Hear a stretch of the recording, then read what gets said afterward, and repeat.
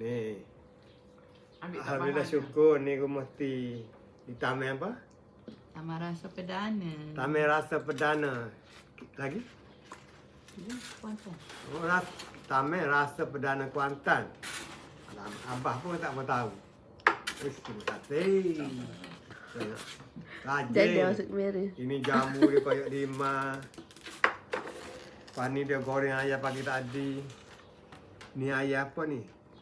Ayam goreng kau. Ayam goreng juga. Ni dia buat kapal. Ni telur ni. Ni daya ni abang. Ni telur ni. Telur saja. Oh, dia macam hotel. Ada bintang lah. Ambil abang goreng apa tu? Air tengok. Oh, air. Ni air ni. Air kopi ni. Kopi tak ada gula lah. Oh, ni kuih ada. Oh, banyak makan ni dia ni.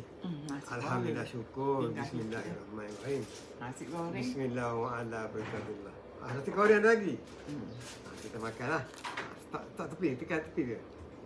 Tekan tepi yang besar. Makan lah. Makan ni. Makan ah. Makan apa tu? Tu ustazah. Ustazah tu dah mengajar Quran. Ngaji kelas.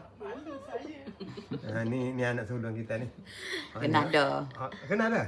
Kenalkan lagi. Nama apa? Dah kenal dah. Dah berkenal lama. Anak sulung. Ni menantu sulung ni. Oi, gaji dia 4 masak nombor 1. Ni.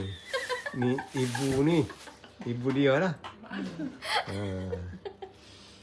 Nanti hak yang mula-mula tadi bapak dia. Beli hati kakak. Apa-apa. Kenapa yang kena dia? Apa nak lawa? Apa-apa. Ada ke? Macam lawak nombor 1 kan. Apa benda ni? Leping ke telur ni? Telur. Telur? Terima kasih. Ingat ke nak Tengok lima dia potong. komen?